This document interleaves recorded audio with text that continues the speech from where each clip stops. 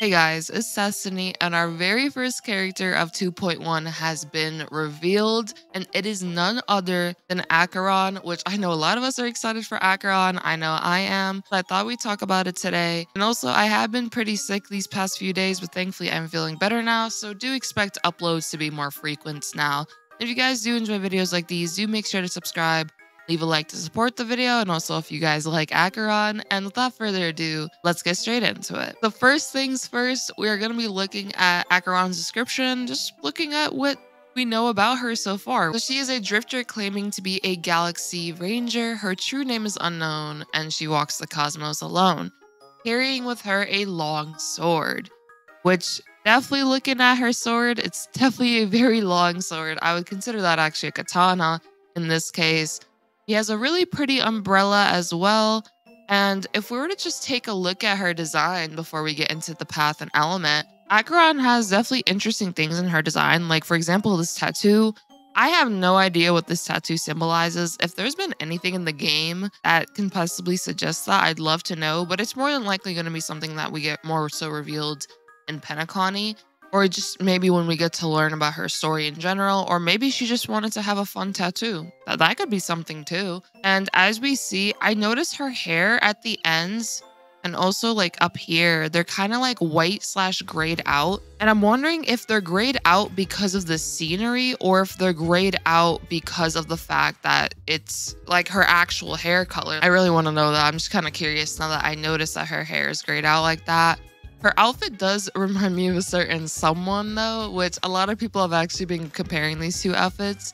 Do you guys personally care? I would love to know. Like, do you care that her and Zila kind of look similar in some aspects? A lot of people are making the joke that, well, if you told me there's a time skip between Zila and her, then they kind of just look pretty similar. I would love to know what you guys think about that. But overall, Acheron definitely has a different aura than our other splash arts we've gotten so far. Hers looks pretty dark for the most part. It looks like it kind of looks like there was potentially like maybe a war in the back, or there was just a lot of fighting and, you know, a lot of violence, whatever it may be. I'm really curious, like in the background of her stepping forward, what is actually happening behind her? Why are there torn up flag posts or whatever these are? I'm just very curious. There's also arrows, so it definitely looks like she's in a wasteland where there was definitely a battle, but she definitely came out of that battle. So I'm really curious to know the lore behind this. Hopefully when we get her story quest, we will know.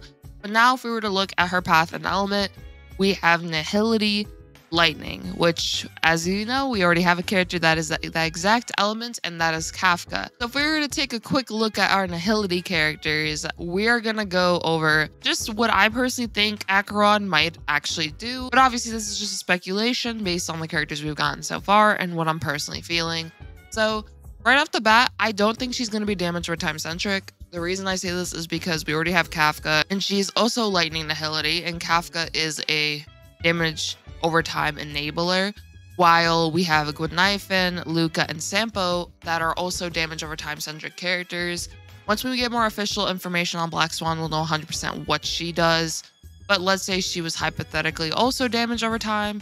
Well, at that point, we have 5 characters in the Nihility roster that do it.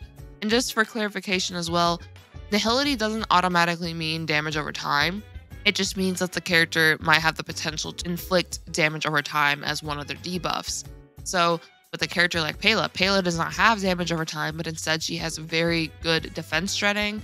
And at E4, she also has the ability to lower the ice resistance of an enemy, which is really good for ice teams in general. And defense shredding can be universally used on practically any team.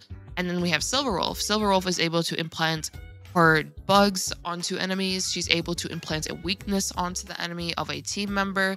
So Silverwolf is also a really good general debuffer that is able to assist practically any team, in all honesty, because of how valuable her debuffs honestly are. So Silverwolf and Pela kind of play their own role in that aspect, just really good debuffers that you can slap on practically any team. And then we have Welt.